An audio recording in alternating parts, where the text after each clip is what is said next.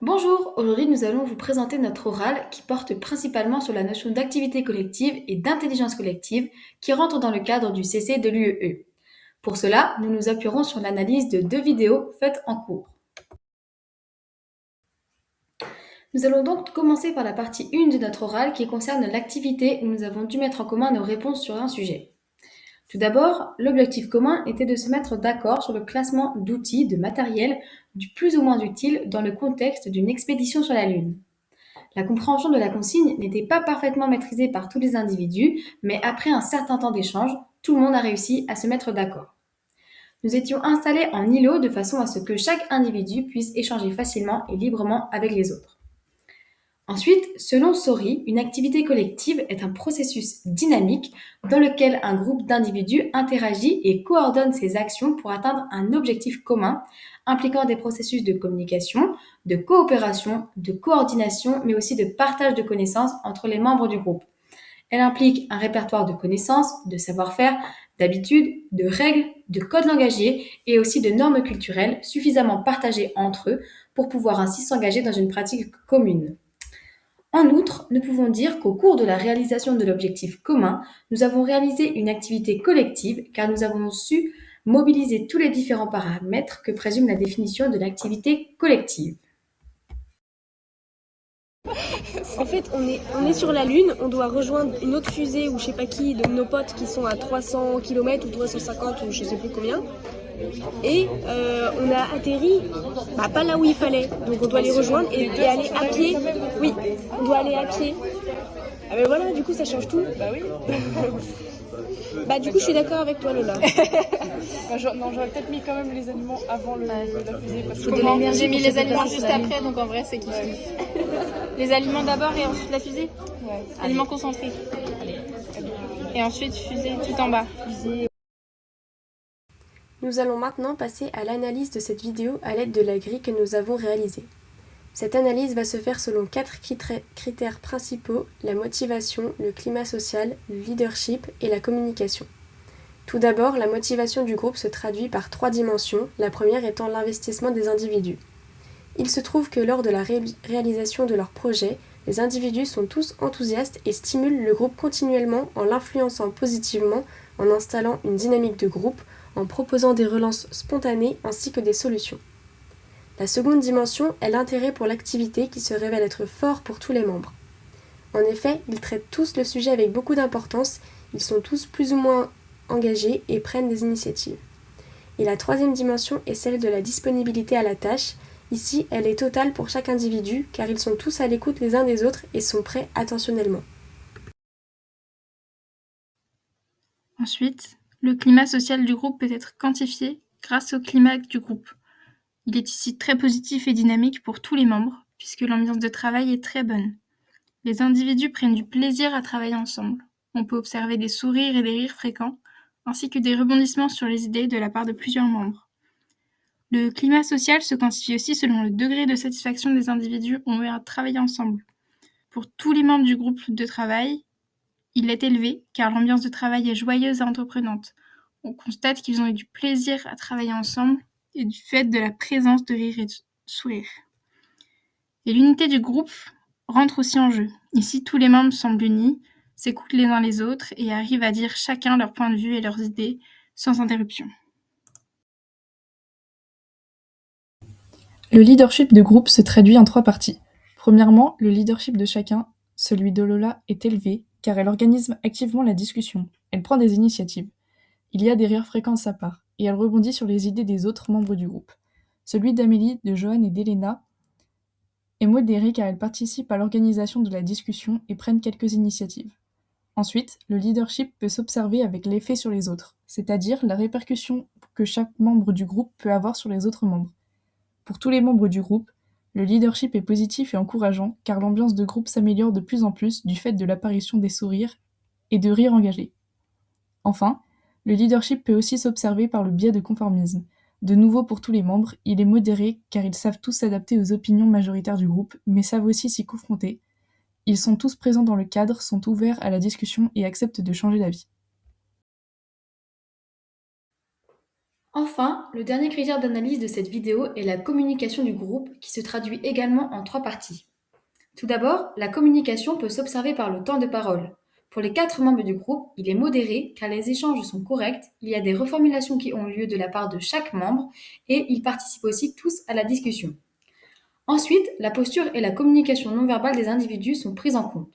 Pour l'ensemble du groupe, elles sont très ouvertes du fait qu'ils prennent tous la parole naturellement, que les regards entre eux sont présents et que leurs postures sont ouvertes.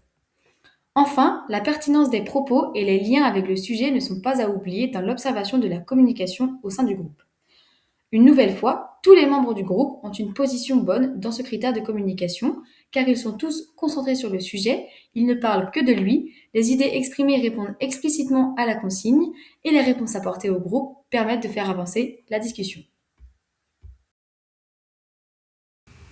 Enfin, au cours de cet échange, on peut donc dire que oui, il y a bien eu intelligence collective, car nous avons su répondre collectivement à la consigne qui ne nous permettait pas d'y répondre individuellement.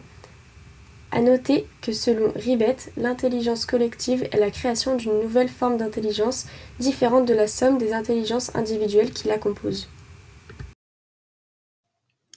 Nous allons maintenant nous intéresser à la partie 2 de notre oral qui concerne l'activité d'improvisation.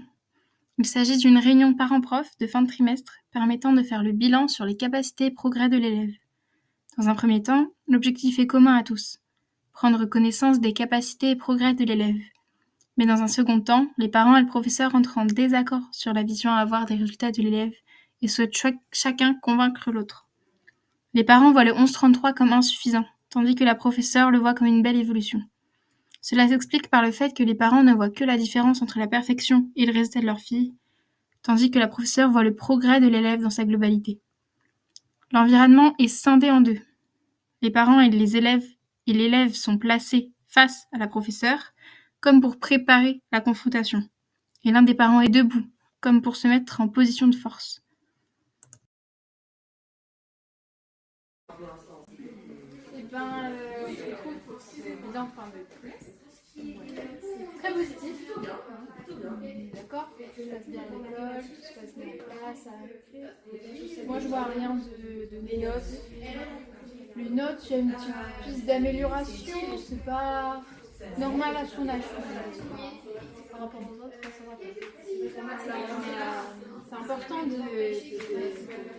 faire en fonction de soi-même. Par rapport à la moyenne, ça va.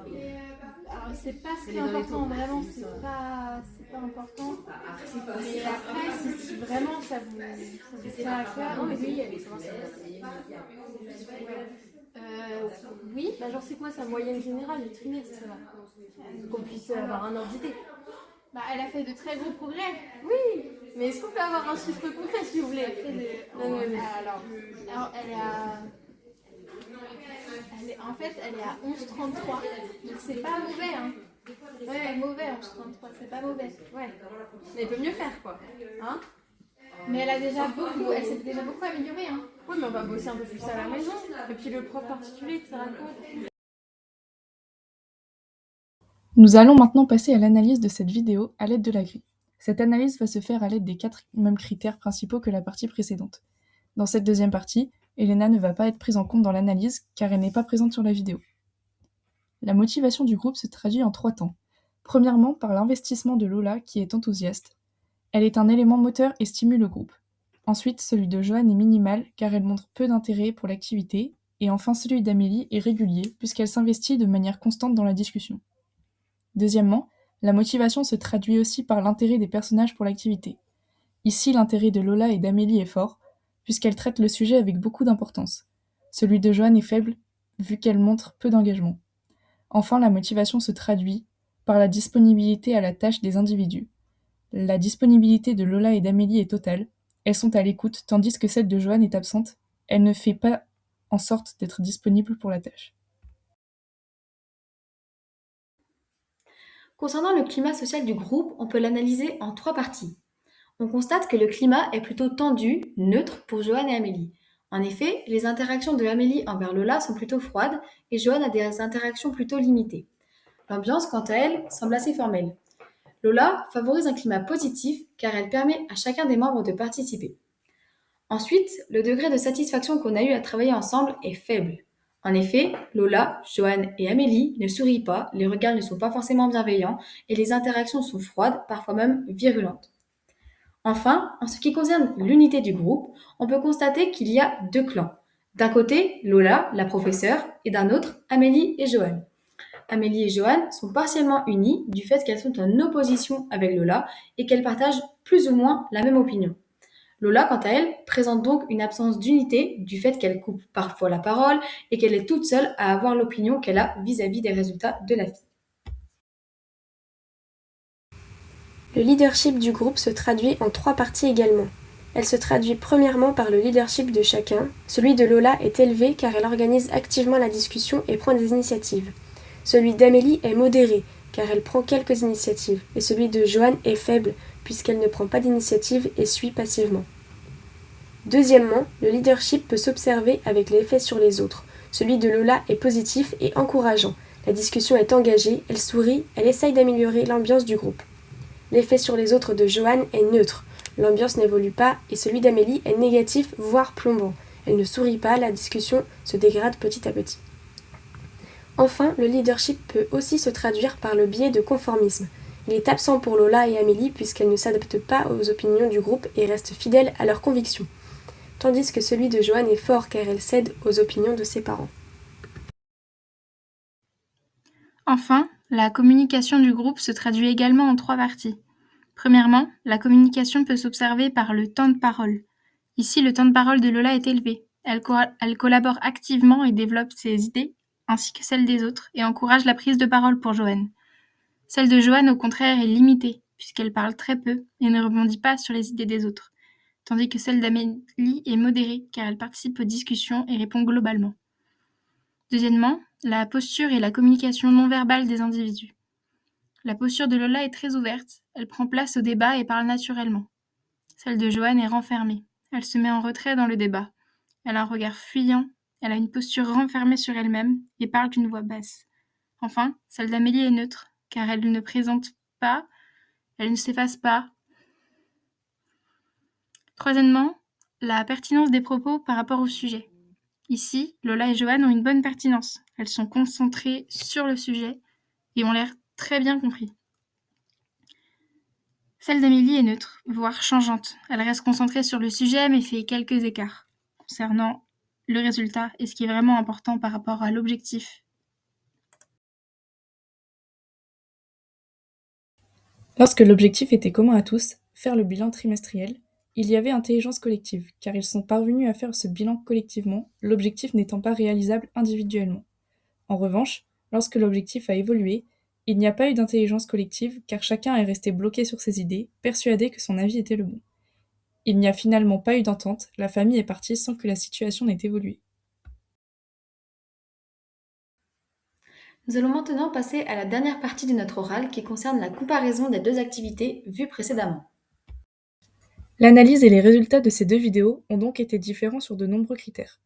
La motivation a été uniforme, par un enthousiasme, une influence positive sur le groupe, un fort intérêt pour l'activité, une disponibilité à la tâche collective et une écoute commune pour la première vidéo, tandis qu'elle a été plus irrégulière dans la deuxième vidéo, de par différents degrés d'intérêt pour l'activité et de disponibilité à la tâche.